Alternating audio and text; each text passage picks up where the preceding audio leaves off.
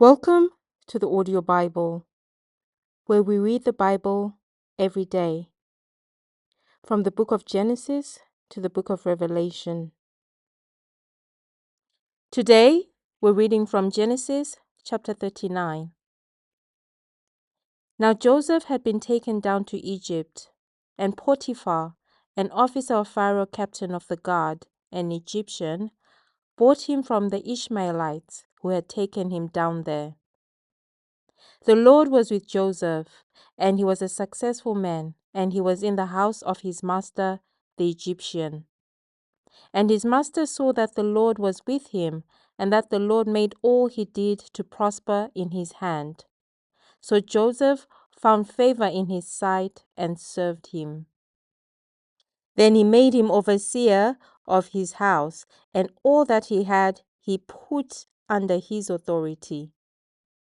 So it was from the time that he had made him overseer of his house and all that he had, that the Lord blessed the Egyptian's house for Joseph's sake.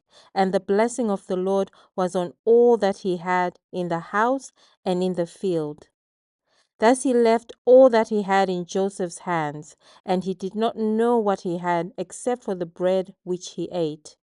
Now Joseph was handsome in form and appearance.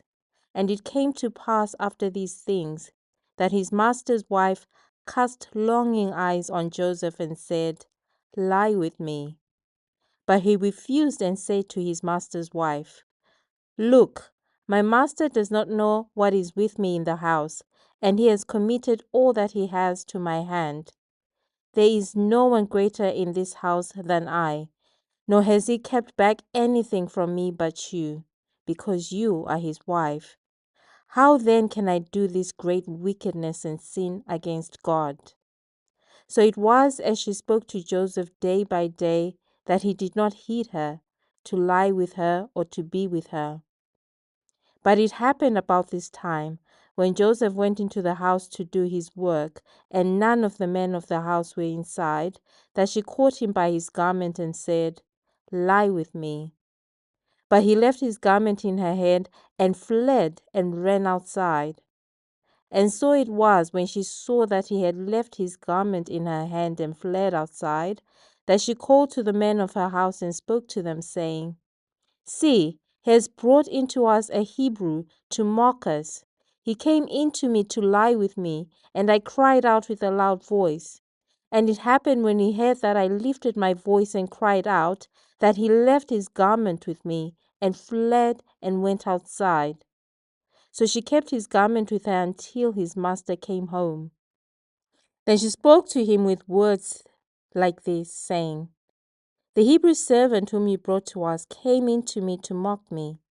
So it happened, as I lifted my voice and cried out, that he left his garment with me and fled outside." So it was, when his master heard the words which his wife spoke to him, saying, "Your servant did to me after this manner," that his anger was aroused. Then Joseph's master took him and put him into the prison, a place where the king's prisoners were confined, and he was there in the prison. But the Lord was with Joseph and showed him mercy, and he gave him favor in the sight of the keeper of the prison. And the keeper of the prison committed to Joseph's hand all the prisoners who were in the prison. Whatever they did there, it was his doing. The keeper of the prison did not look into anything that was under Joseph's authority, because the Lord was with him, and whatever he did, the Lord made it prosper. That concludes Genesis chapter 39.